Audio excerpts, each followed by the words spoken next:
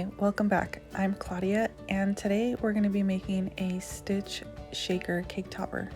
If it sounds like I just woke up and I'm laying on my couch, that's because I am. I have a very quiet house, and so I'm laying on my couch taking advantage of the silence and doing this voiceover. So let's just jump right in, and I'm just going to be explaining what I'm doing here. If you saw my last video, you saw that I like to use double-sided foam tape to build height to my shaker toppers. So that's what I'm doing. I'm just wrapping this circle cutout with the double-sided foam tape and making sure that it's on there firmly. No gaps, because we don't want any confetti sneaking out of the shaker.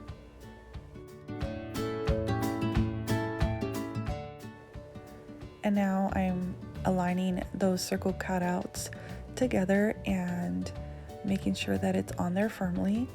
I'll be adding those cutouts to the background of my shaker and just aligning that. It doesn't have to be perfect. We will have a border that will go on top of that to disguise the white circle cutout. Add your last layer of double-sided foam tape. And I know this looks like a lot of work, but trust the process. This is the best way that I know how to make my shakers. I like movement on my shaker toppers. I like to add a lot of confetti, and I love to see that confetti move around. I don't like it to be still. So this is why I like to add these layers of double-sided foam tape and build my shaker topper this way.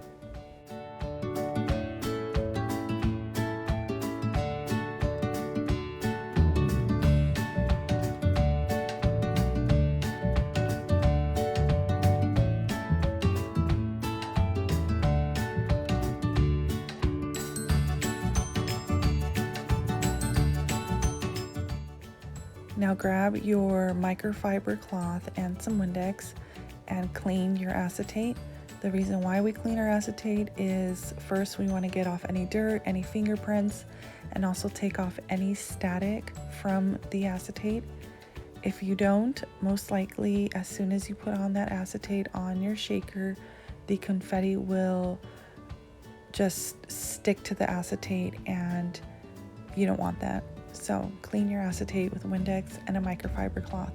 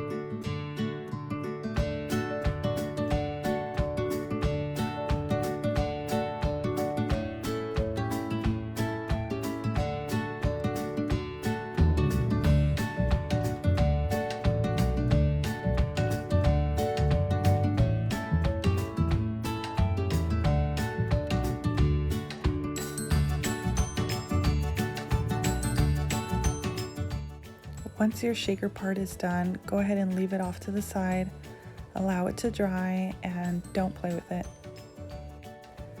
Now we're going to be putting together our little pieces. This is a Lilo Stich cake topper, so we have very beachy vibes. I did use the Beacon's glue, and I diluted it a little bit with acetone. Then I added it in these little squeeze bottles. Anytime I use glitter cardstock, or I'm gluing something on top of glitter cardstock, I use Beacon's glue. I just like the way it sticks to the glitter cardstock. The drying time is a lot faster than any other glue that I use, and so that's just preference. If you'd like to see a video of how I did this, you can visit my TikTok. The link is in the description, and I'll show you exactly how I did it. Other than that, 99% of the time I'm using my Barely Arts glue. This is craft glue, it's water-based, and I just love using this glue as well. Those are really the two glues that I use, Beacon's glue and Barely Arts, and also hot glue. I will put all of the links to my glues in the description bar.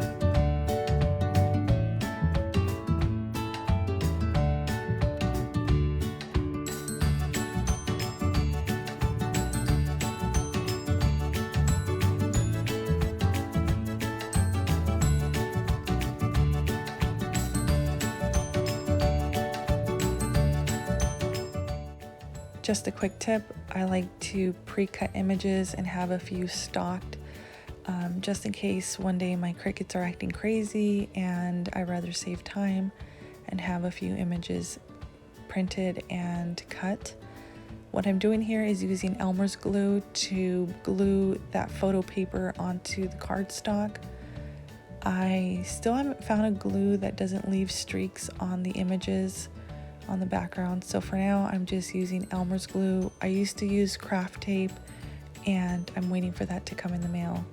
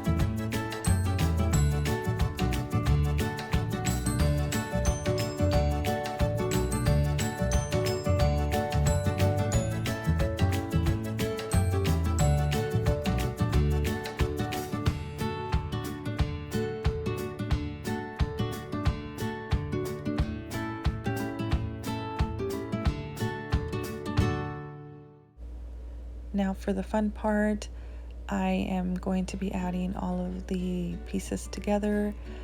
The sun, I am putting it behind the shaker and in front of the scallop border. That way we have a little peekaboo of the sun. And then just adding all of my pieces together. I will be using hot glue for the top layer pieces. That way it sticks really well to the acetate and to the front part, and we're not going to have any pieces fall off.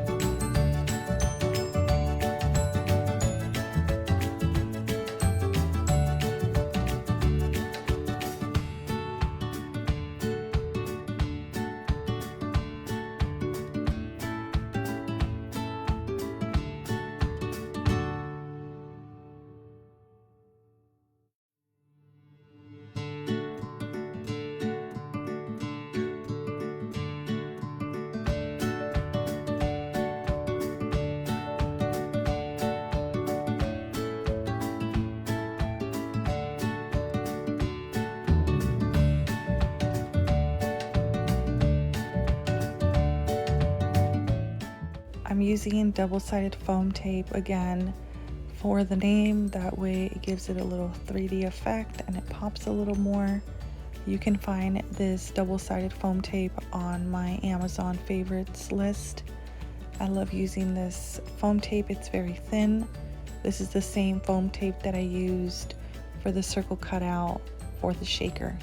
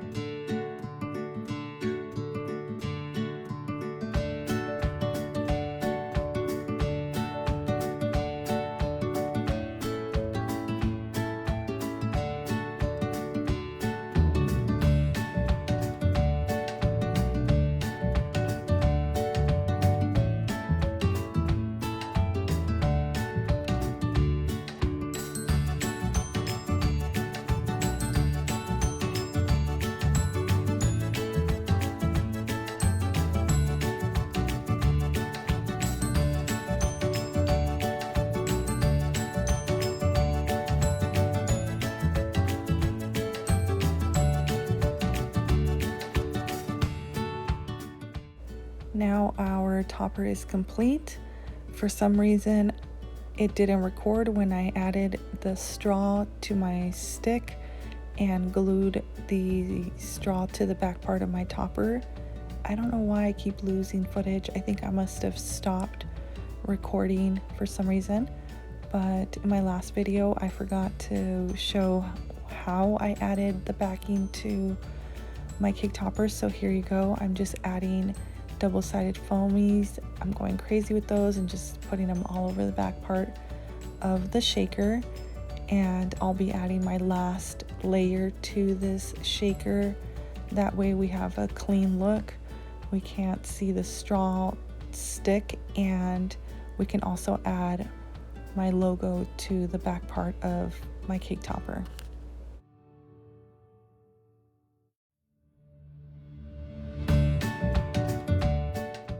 I'm adding hot glue to the back part of the stick and the foamies just to give it that extra hold.